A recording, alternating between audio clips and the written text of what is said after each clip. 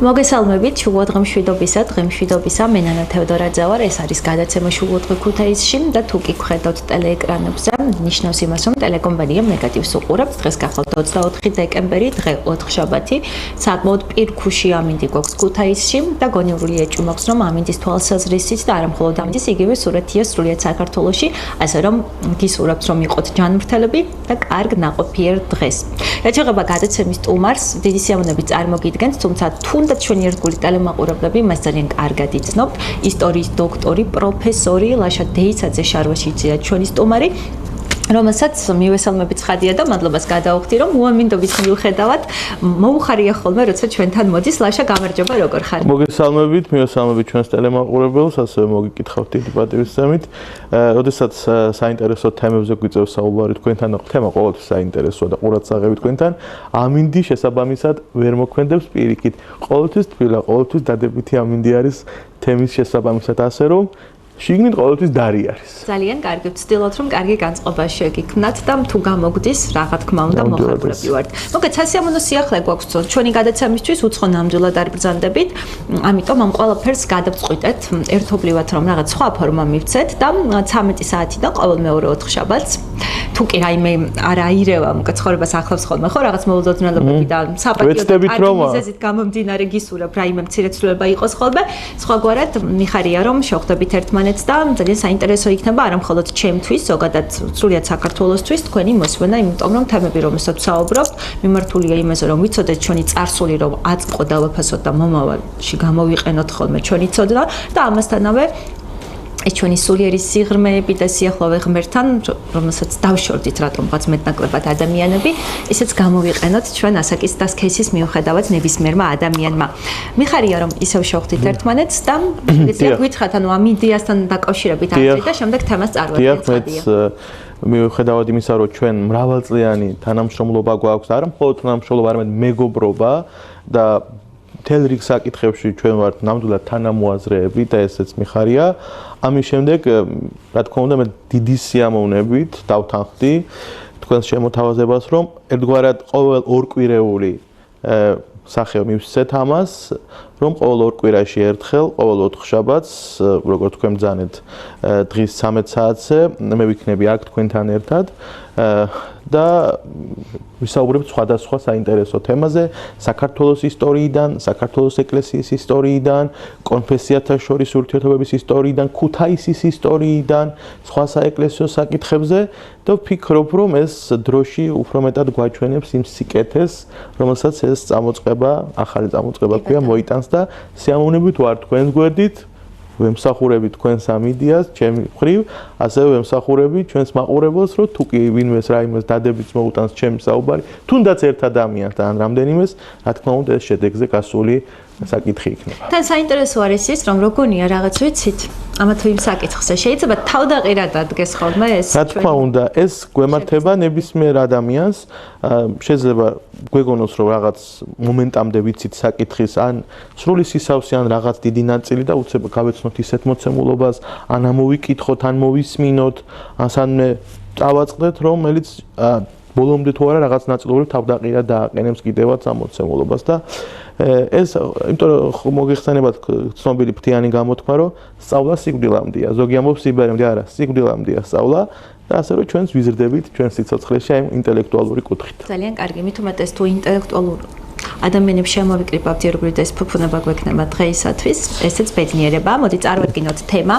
შობა ახალი წელი გვიახლოვდება, ხვალ 25 დეკემბერია. დრო გადის და ისევ განსჯის და ჭობისაგნად რჩება და ალბათ მაინც ბუნდოვანი საკითხი. რატომ აღინიშნება შობა ორგზის და რას ნიშნავს ძველი და ახალი სტილი? ფიქრობ საინტერესო თემაა და სიამოვნებით მოგისმენთ. დიახ, ძალიან საინტერესო თემა არის. ფიქრობ რომ აქტუალური ეს თემა აქტუალურია ყოველთვის, მაგრამ განსაკუთრებით აქტუალობას უფრო მეტად იძენს და იმატებს თავის მხრივ, მაშინ როდესაც ახლოვდება შობის დღესასწაული. დიახ, შობის დღესასწაული, როდესაც ახლოვდება ახალი სტილით შობის დღესასწაული.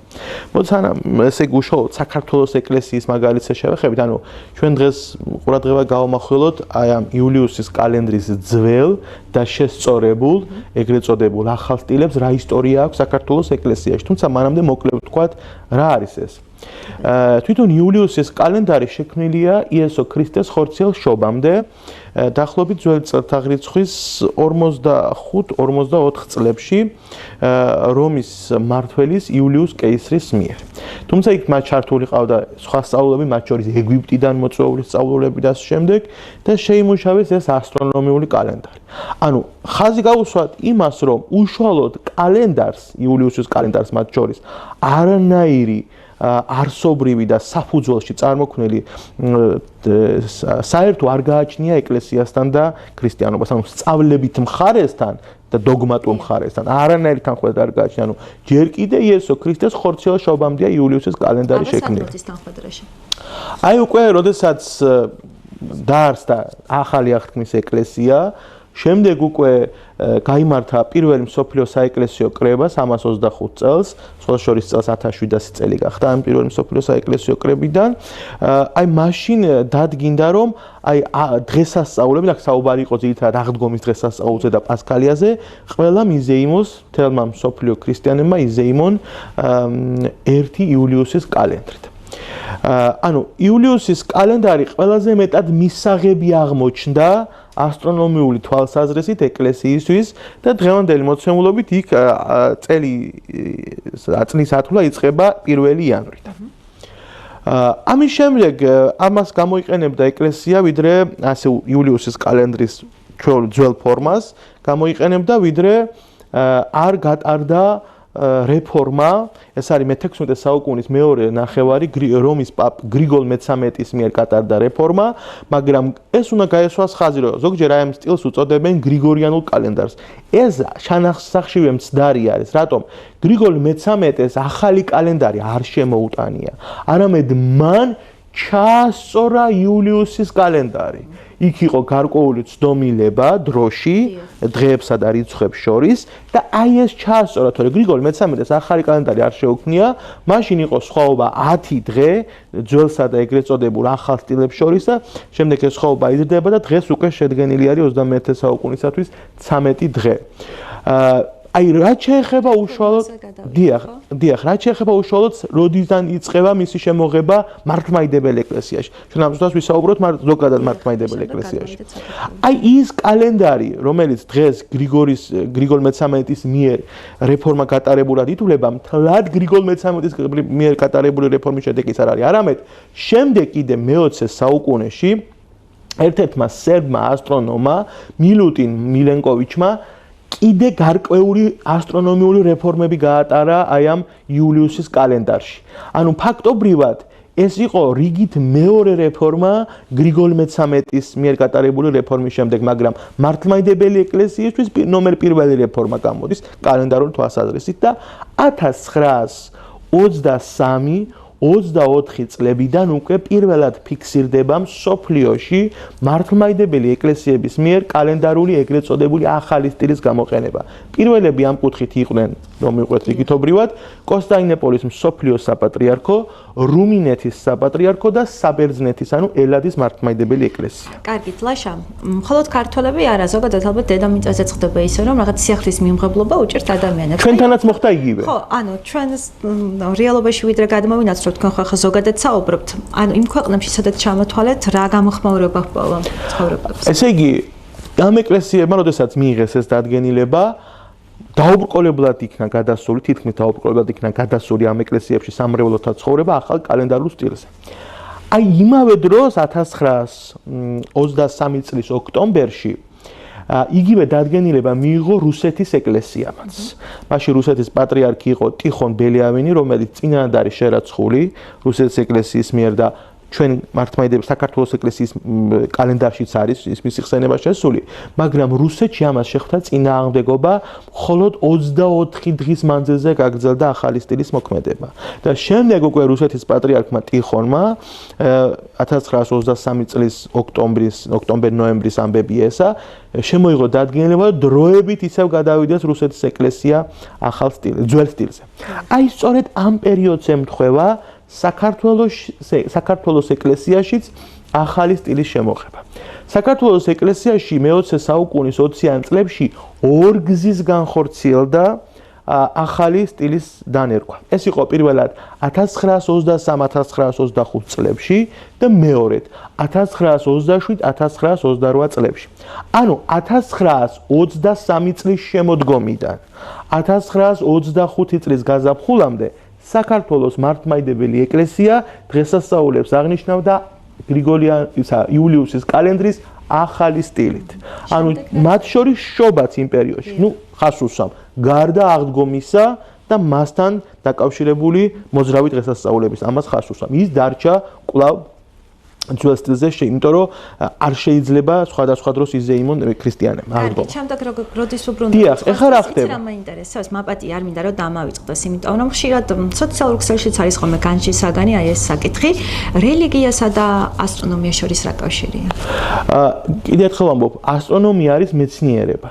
და როდესაც ასტრონომიულად გინდება კალენდარი, შემდეგ უკვე ეკლესია თუ შეაფასებს მას ასტრონომიულად მისთვის მისაღებს, უკვე გამოიყენებს. ნახეთ, როცა იულიუსმა შექმნა ეს კალენდარი, იქ ცენტრში იდგა გარკვეული საკერპო, კერპთაყვანისმცემლური დღესასწაულები. აი, როცა იულიუსის კალენდარი უკვე გამოიყენა ეკლესიამ, იქ უკვე ცენტრში დადგა აღდგომის დღესასწაული. ანუ, ნახეთ, წლიური ციკლი ტიპიკონისა ეკლესიაში არის აღდგომიდან აღდგომამდე. ერთი წლის აღდგომიდან მეორე წლის აღდგომამდე. ანუ, ნახეთ, ესე იგი იქ იყო გამოყენებული საკერპო დღესასწაულისადმი, იქ ცენტრში ერთ-ერთი დღესასწაული დგა. უკვე ეკლესიამ აქ ცენტრში დააყენა აღდგომა. და რაც შეეხება საქართველოს ეკლესიას, ესე იგი 1923-25 წლებში ჩვენ აღნიშნავდით ახალ სტილზე დღესასწაულებს. 1925 წელი ეს ის პერიოდია, როდესაც სამწუხაროდ დაპატიმრებულია სრულიად საქართველოს კათოლიკოს პატრიარქი ამბროსი ხელაია. ის არის ამ დროს პატრიარქი, თუმცა მისი ეს რეფორმა ახალ სტილზე გადასვლისა მოხდა სწორედ კათოლიკოს პატრიარქ ამბროსის ლოცვა-კურთხევითა და თანხმობით. და ამაზე არსებობს წყარო, ცოტა ქვემოთ მოგახსენებთ ამის შესახებ, იმიტომ რომ დღეს წარმოუდგენიათ ზოგჯერ რომ ვინაიდან კათოლიკოს პატრიარქი ამბროსი ამ დროს იყო პატიმრობაში, მის გარეშე ხომ არ მოხდაო ეს რეფორმა, მაგრამ არა, ის თვითონ ადასტურებს შემდეგ ციხიდან გამოსვლის შემდგომ, რომ სწორედ მისი ლოცვა-კურთხევიდან ნებართვით გადავიდა ახალ სტილზე საქართველოს ეკლესია. და 1925 წლისათვის ხდება ასეთი რამ, რომ მიტროპოლიტი ქრისტეფორე ციცქიშვილი და ეპისკოპოსი დავით კაჭახიძე, რომელიც შემდეგ გახდა ქუთათელ გაენათელი, უფრო მოგვიანებით ბათუმის შემოქმედელი მიტროპოლიტი და დაკრძალული არის სულ ეხა სადაც ჩვენ ვართ აქედან რამდენიმე ათეულ მეტრში მდებარე პეტრე-პავლეს ტაძარში, ქუთაისში, მოინდომებენ რომ აღდგომის დღესასწაულიც ვიზეიმოთ ახალ სტილზეო. აი ამან გამოიწვია უკვე მასობრივი უკმაყოფილება. ანუ, ნახეთ, საქართველოს ეკლესიის სამწყსო მიიღო ახალი სტილი, მაგრამ როდესაც უკვე გადავიდა საუბარი, რომ აღდგომის დღესასწაულსაც შეეხოს ეს, აი ეს გახდა პრობლემა. და აღდგომის დღესასწაულს ეს არ უნდა შეხებოდა არც ერთი დადგენილებით, როგორც მსოფლიო საეკლესიო კრების, ისე ადგილობრივი დადგენილებით. ბატონო? ცუდის მონდომება იყო? ანუ არასწორი იყო ეს ნაბიჯი. ამან გააღვივა არარსებული პრობლემა. და ამის გამო, როდესაც წარმოიქმნა ეს პრობლემა, ხალხი მასობრივად გამოთქვამდა უკმაყოფილებას და თან ამ პერიოდიდან ციხიდან გათავისუფლდა კათოლიკოს პატრიარქი ამბროსი და მე ახლა წავიკითხავ მის სიტყვებს, რომელიც მან წარმოთქვა, როცა ეს პრობლემა წარმოიქმნა. ანუ პატრიარქი ამბროსი ბრძანებდა: "მე ნება დავრთე, ჩვენი ეკლესია გადასულიყო ახალ სტილზე იმ პირობით, რომ წინასწარ მოემზადებინათ და გაეფრთხილებინათ ხალხი. დამარწმუნეს საჭირო ზომები მიღებულია და ხალხი მზად არისო." ანუ ეს სიტყვები ცხადყოფს, რომ ის რეფორმა მოხდა კათოლიკოს პატრიარქ ამბროსის ლოცვა-კურთხევით. ეს არის აქ მთავარი. იმიტომ რომ ამბროსი ხელაია ჩვენთვის არის მარადიული კათოლიკოს პატრიარქი, ხო? და ეს ძალიან დიდი მომენტი. ახლა ვერც ერთი ვერ შევედრებით, ვერც დღეს და არ ვიცი მომავალში რა იქნება მას სულიერებასა და ქრისტიანობაში და თვითონ ეს სიტყვები მოცემული აქვს თავის ნაშრომში კათოლიკოს პატრიარქ კალისტრატე ცინცაძეს, რომელმაც მიტროპოლიტობისას დაწერა ესეთი ნაშრომი წარე მოგონებანი საქართველოს ეკლესიის ახლო წარსულიდან. აი სწორედ იქ არის დაფიქსირებული კათოლიკოს პატრიარქ ამბროსის ეს ნათქვამი. ამის შემდეგ 1925 წელს აი ამ გაურკვევლობის გამო, რომელიც ერთგვარად პროვოკაციაც კი იყო, რომ არ შეიძლებოდა აღდგომის გადასვლა ახალ სტილზე, კვლავ უბრუნდება საქართველოს ეკლესია ძველ კალენდარულ სტილს.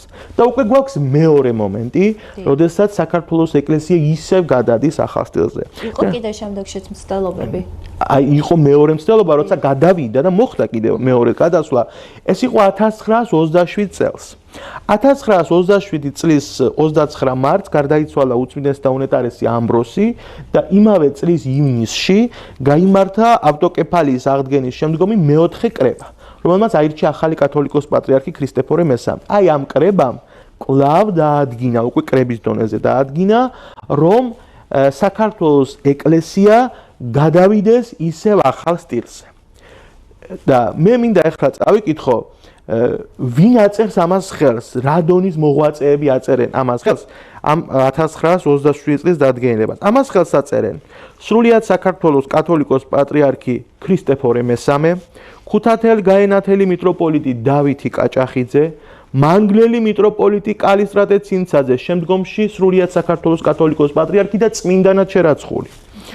ასევე ურბნელი ეპისკოპოსი სვიმეონ ჭელიძე, წილკნელი ეპისკოპოსი პავლე ჯაფარიძე, ალავერდელი ეპისკოპოსი მელქისედეკ ფხალაძე, შემდგომში სრულიად საქართველოს კათოლიკოს პატრიარქი, ბოდბელი ეპისკოპოსი წმინდა სტეფანე კარბელაშვილი წმინდანი, მარგველი ეპისკოპოსი, შემდგომში ქუთათელ გაენათელი მიტროპოლიტი ვარლაა მახარაძე, რომელიც რეპრესირებულია და გადასახლებული და დღემდე არ ვიცით მისი საფლავი, ფაქტობრივად ისიც მამსარებლად აღსრულებული და ნინო წმინდელი ეპისკოპოსი ეფრემ სიდამონიცე, შემდგომში სრულიად საქართველოს კათოლიკოს პატრიარქი.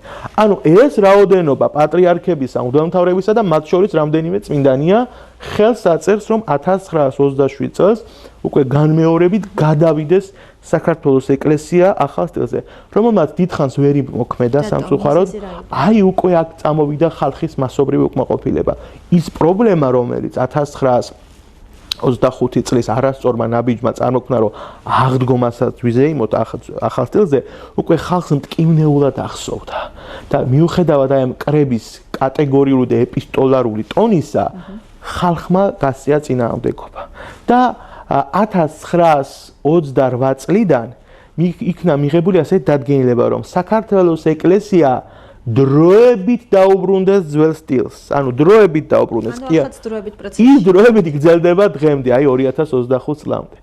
დროებით დაუბრუნდეს ძველ სტილს. და იმიტომ რომ ხალხს განემარტოს და იმ დროებით დაბრუნების ჩანაწერში მიზეზიც მითითებულია, რომ ადამიანების მოუმზადებლობა საგანმანათლებლო გონებრივი თვალსაზრისით. და თქვენ როგორ ხედავთ ახლა მომზადება გრძელდება ჩვენი რიგი საგანმანათლებლო კუთხით? ეხლა რა ხდება? სამწუხაროდ ამ ხრივ ჩვენ არაერთგვაროვანი სიტუაცია გვაქვს. არიან დღესაც ახალი კალენდარულ სტილზე გადასვლის მომხრენიც და მოწინააღმდეგენიც. ოღონდ მთავარი არის ნახეთ, საიდან უნდა ამოვიდეთ ჩვენ ამ საკითხში. ეკლესიის მთავარი მისია რა არის? რომ ადამიანი განაღმრთოს, აცხოვნოს და ღმერთთან მიიყვანოს. აი ეს არის ეკლესიის მთავარი მისია. ამ მომენტთან კალენდარს, ანუ ეკლესიის მთავარ მისიასთან, კალენდარს არსებითი შემხებლობა არ აქვს. მაშინ, როდესაც დღეს, მოდი ჩამოვთვალოთ, სოფლიოს რომელი ადგილობრივი მართლმადიდებელი ეკლესიები ხელმძღვანელობენ ახალი სტილით. აი ის ეკლესიები, რომელთაც ჩვენ გვაქვს სრული ევქარისტიული კავშირი, ანუ არიან მართლმადიდებლები. ჩამოვთვალოთ. კონსტანტინოპოლის სოფლიოს საპატრიარქო, ალექსანდრიის საპატრიარქო, ანტიოქიის საპატრიარქო, რუმინეთის საპატრიარქო, ბულგარეთის საპატრიარქო, საბერძნეთის ეკლესია, კვიპროსის ეკლესია, ალბანეთის ეკლესია, პოლონეთის ეკლესია გადავიდა ძველ სტილზე, მაგრამ მისცა ლოცვა-კურთხევა თავის სამწყსოს, რომ გადაწყვიტონ სამრევლოების დონეზე, ვისაც სურს იზეიმოს ახალი სტილით. შემდეგ გავაგზავნო ჩეხეთისა და სლოვაკეთის ეკლესია, ამერიკისა და კანადის ეკლესია, მართლმადიდებლზეა საუბარი და უკრაინის ეკლესია. ეს ეკლესიები, რომლებიც ჩამოვთვალე, ყველა არ იმყოფებიან იულიუსის კალენდრის ახალ სტილზე, გარდა აღდგომის დღესასწაულის. თუ ჩვენ დავაყენებთ საკითხს ასე, რომ კალენდარი სარწმუნოებრივი და მაცხოვრებლობის მხრივ არის რაიმე პრობლემური, და ეს ეკლესიები თუ იმყოფებიან ცდომილებაში, მაშინ ჩვენ ლოგიკურად მათთან ევქარისტიული ერთობა არ უნდა გქონდეს და თანაზრება არ უნდა გქონდეს, ხო? ანუ ესე იგი ძალიან ისე რომ თქვა მარტივადაც რო ახსნათ ეს საკითხი, რომ კალენდრის დაყვანა ეკლესიაში სწავლებით დონეზე, დოგმატურ დონეზე არ შეიძლება. არის მეორე უკიდურესობაც, მოდი ესეც ვთქვა. ალბათ თქვენს გსვენიათ რომ ვინც არის დარჩენილი ეგრეთ წოდებულ ძველ სტილზე, მათზე აცხადებენ, რომ აი ეს რუსეთის გავლენა, რუსული სტილი და ასე შემდეგ. ჩვენ როგორც მოგახსენეთ დასაწყისში, რომ იულიუსის კალენდარი შეიქმნა იმ დროს და იულიუსის კალენდარს ეკლესია იყენებს იმ დროიდან, როდესაც არათუ რუსეთი არ არსებობდა, არამედ რუსეთის წინამორბედი ძველი სლავური სამთავროებიც კი არ არსებობდნენ. ანუ ეს მომენტიც მიუღებელია. ხა თქვენ ძალიან კარგად მოგეხსენებათ ჩემი ობიექტური დამოკიდებულება რუსეთისადმი, მაგრამ ეს მომენტი რომ არ გამოდგება, ნახეთ, ესე იგი თუ ეხა რუსეთი თავის მხრივ რაღაც თვითონ დაიჩემებს და ეგრეთ წოდებულ ნიშად მიიღებს ძველ სტილს, ეს მისი გადასაწყვეტია, მაგრამ ის ეკლესიები, რომლებიც დღეს კვლავ რჩებიან ძველ სტილზე, მათ შორის არის საქართველოს ეკლესია, ჩავთვალოთ ამის გამო, ამ მომენტის გამო რუსულ ორბიტაზე მყოფებად არის ძალიან არასწორი. ლაშა, თქვენ ამბობს დაახლოებით, მე როგორ გავიგე, რომ კალენდარს ჩვენს რწმენასთან და რამდენად კარგად მოიქცევით და ღმერთთან ახლოს ვიქნებით, არაფერი არ აქვს საერთო, მაგრამ თქვენ რომელიმე მიგაჩნიათ მართლა, როდის აღნიშნავთ, ხალ აღნიშნავთ? აი ნახეთ, ეხლა რა ხდება. მე ვარ საქართველოს ეკლესიის შვილი. მე ვიმყოფები საქართველოს ეკლესიის იურისდიქციაში და შესაბამისად მე არ მაქვს უფლება თვითნებურად ჩემ თავს შეუცვალო და დაუწესო ისეთი რაც აცდენაში მომიყვანს მე საქართველოს ეკლესიას, ანუ ჩემს დედა ეკლესიასთან. შესაბამისად მეც რა თქმა უნდა დღესასწაულებში შეულებრივად აღნიშნავ ძველი კალენდარული სტილით, მათ შორის შობასაც აღნიშნავ ძველი სტილით 25 დეკემბერს, ახალი სტილით 7 იანვარს.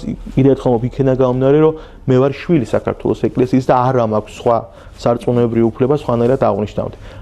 თუმცა, რა თქმა უნდა, სრულიად მივესალმები და ჩემთვის მისაღები არის, რომ თუ საქართველოს ეკლესია გადავა ეგრეთ წოდებულ ახალ სტილზე. არათუ მისაღები, მე ვფიქრობ, საჭიროც არის ეს, იმიტომ რომ წინა წერილშიც წერია, რომ შაბათი შეიქმნა კაცისთვის და არა კაცი შაბათისთვის. და ჩვენ ისე არ უნდა მოვიქცეთ, რომ კალენდრისთვის შექმნილად გამოვაცხადოთ ადამიანი და მისი სარწმუნოება და არა პირიქით, რომ სწორედ კალენდარია შექმნილი და კალენდარია შემოღებული ეკლესიაში ადამიანისთვის და მისი სარწმუნოებისთვის. ლაშა, და მაინც როდის იშვა იესო? იესო ქრისტე ეხლა როდის იშვა კონკრეტულ თარიღს ამაზე ვერავინ ვერ დაგელაპარაკებათ. ვერც სეზონზე? ნუ ვერც სეზონზე, იმიტომ რომ ეს უნდა წერილშიც არ ჩანს სეზონის მიხედვით, რომ უშუალოდ ეხლა დავაკონკრეტოთ, ხო? შეიძლება იყოს სხვადასხვა მოსაზრება, სწავლება და ასე შემდეგ, მაგრამ ნახეთ, იესო ქრისტეს შობა არ არის რაღაც კალენდარული მოვლენა და არ არის რაღაც ერთ დღეს მომხდარი მოვლენა. იესო ქრისტე ჯერ როგორც ღმერთის მარადიულად იშვა, მაგრამ ჩვენ ამ შემთხვევაში მის ხორციელ შობაზე ვსაუბრობთ. მისი შობა ეს არის ყოველთვის გასათვალისწინებელი მოვლენა, ანუ რისთვის იშვა ხორციელად, რისთვის მოვიდა. ანუ ეს მომენტიც არის სწორედ რომ კალენდრის და კონკრეტული თარიღის დონეზე შობის და თუნდაც არც ერთ დღესასწაულის დაყვანა არ შეიძლება. ის რაც არის პრაქტიკული მოხმარებისა და ამ შემთხვევაში კალენდარი არის პრაქტიკული გამოყენების, არ შეიძლება გადატანილი იქნას სარწმუნოებრივი მიმართულებით. გასაგებია. და მაინც როცა ამდენი პრობლემის, ამდენი სოციალური მომენტის გაჭირვების, შეჭირვების ფონზე გვიწევს ყოფიერება, უნდა იხარჯებოდეს, რომ იმის, მოკეთ დებატებში და დისკურსებში თუ როდის უნდა აღნიშნოთ, თავარი ხო ის არის, რომ მეთქან ახლოს ვიყოს, თუ რა მიგაჩნიათ თქვენ ამასალწერდილად? ამ საკითხში, უშუალოდ ამ საკითხში თავარი ესეთი რამე არის, რომ ჯეროვანი განმარტება უნდა მოხდეს მოსახლეობისადმი. აი ის როშ უნდა მოახდინოს ეს თავის თავზე უნდა კონკრეტული ამას ვერ აიღებს. აქ უნდა მოხდეს ერთგვარი სინთეზური შერწყმა. აქ უნდა იყოს ჩართული უნდა იყვნენ ეკლესია, რა თქმა უნდა, ეკლესია უნდა იყოს ამის მოთავე ამ საკითხის, იმიტომ რომ წმინდა საეკლესიო საკითხია ეს, თორე სახელმწიფოს ეს დიდად არ ეხება და საერო ცხოვრებას. ეკლესია უნდა იყოს ამის მოთავე. აქ ჩართული უნდა იყოს აუცილებლად მეცნიერები, შესაბამის მეცნიერები. რა თქმა უნდა იყოს გამოყოფილი სათანადო სასულიერო პირები, ვინც ამაზე ეკლესია ჩათვლის საჭიროდ. ერთგვარი უნდა შედგეს ჯგუფი, რომელსაც ექნება როგორც სახელმწიფო სტატუსი, ისე საპატრიარქო სტატუსი და ამაზე უნდა იყოს მსჯელობა და შემდეგ მოხდეს ხალხზე განმარტება. ან ერთი მხრივ, ან მეორე მხრივ. დღეს ჩვენ გვაქვს რა მოცემულობა, იცი? ვისმენთ სხვადასხვა საუბრებს, სხვადასხვა ვერსიებს. ერთი მხარე ამას ამბობს, მეორე მხარე იმას ამბობს და ოფიციალური, ესე იგი, ჯეროვანი შეფასება ჩვენ ჯერ არ მოგვისმენია, რომ რატომ არის ესე იგი, ოფიციალურ დონეზე რატომ არის მიუღებელი ახალი სტილი? ეს ჩვენ არ მოგვისმენია ჯერ. ვისმენ სხვადასხვა კერძო მოსაზრებებს და კიდევ ერთხელ ვთქვამ საკითხს, კალენდარი, რომელიც არ არის ეკლესიაში მაცხოვნებლობასთან დაკავშირებული, რატომ ხდება ასეთი მნიშვნელოვანი? ეს ქმნის მერე სხვა დაპყრობებს. რას ფიქრობ, რატო ხდება ასეთი მნიშვნელოვანი? ყურადღების გაფანტვა, გადატანა. არა, მე ვფიქრობ, მაინც ცნობიერებისა და განათლების პრობლემა. ცოტა არ მინდა ხა რაღაც ისე გამომივიდეს მამაღალი, მაგრამ მე ამას ვთვლი.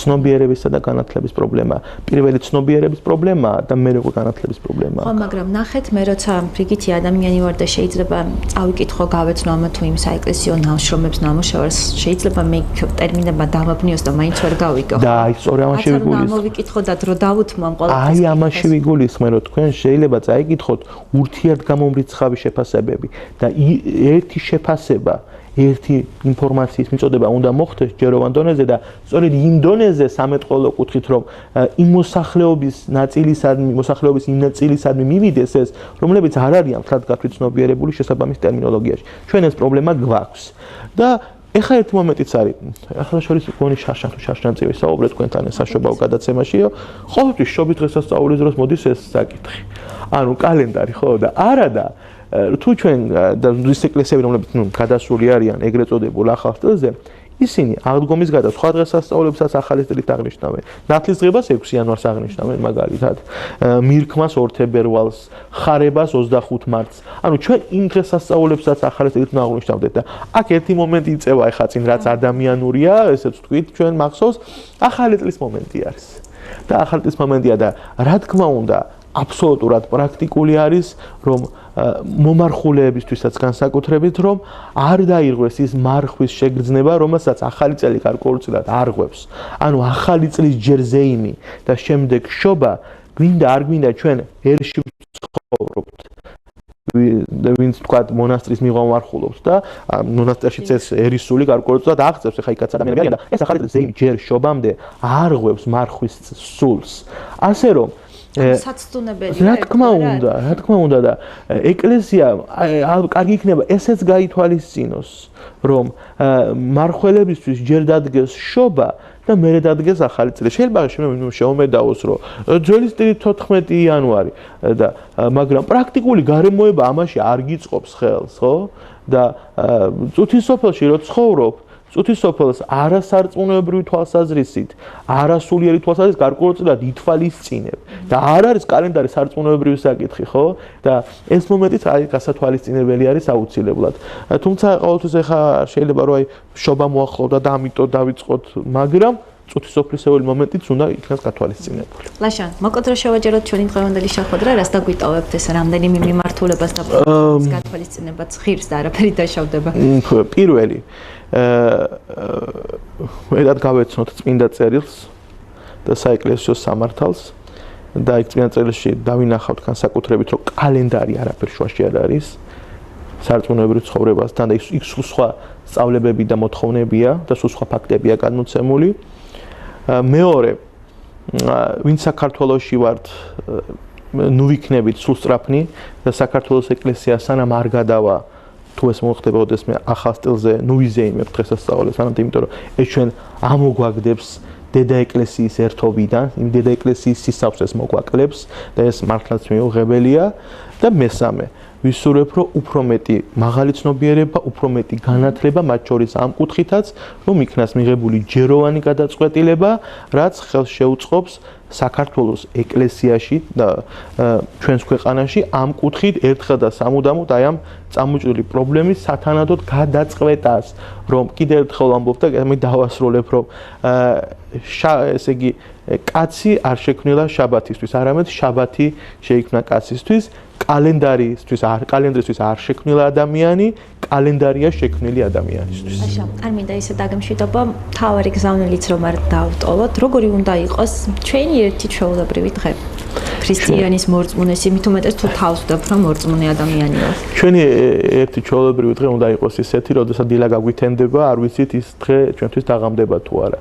ან როცა დღე დაღამდება არ ვიცით ის დილა გათენდება თუ არა და არ უნდა ველოდოთ იმას რომ აი ახლა ჩავიდენ რაღაცას უარყოფით და მე მოვინანებ ის მე დადგება ის შემდეგ დადგება ასე რომ ყოველი დღე ჩვენთვის უნდა იყოს ქრისტიანებისთვის გაცნობიერება იმისა რომ ის შეიძლება იყოს ჩვენთვის უკანასკნელი და ის რასაც გვეგმოთ ხვალდაზე შეიძლება ჩვენთვის არ დადგეს ამიტომ ჩვენთვის მთავარია სიკეთეში და დადებითში ეს ლოზუნგი აქ და ახლა არ გადავდოთ კარგი რაღაცების კეთება ხვალ აქ და ახლა ამაში ცუდი არაფერი არ არის რომ გავიღემოთ ძალიან ბევრი გავბრწყელდეთ ერთმანეთს და მადლობა მინდა გადაგეხადო იმისათვის რომ იყავით ჩემი სტუმარი მადლობა თქვენ მეც გილოცავ შობა ახალ წელს თუ როგორც ვამბობთ ხოლმე ამ ყველაფერს თავარია გულით თქვა და ვიაზრებდეთ რომ მილოცვა მხოლოდ ცარიელი სიტყვებით არ იყოს ახლა თქვენი სტატუსი გამახსენდა მე ბარბარობასთან დაკავშირებით და არ არის ხო ესე რაღაც მხოლოდ სტატუსებით და რაღაც გიფებით მილოცვები თავარია არ დავიზაროთ და ვიაზრებდეთ რა თქმა უნდა იყოს გულიდან გამონებულია ყველაფერი სოციალურ ქსელში გამარტივებული მაგრამ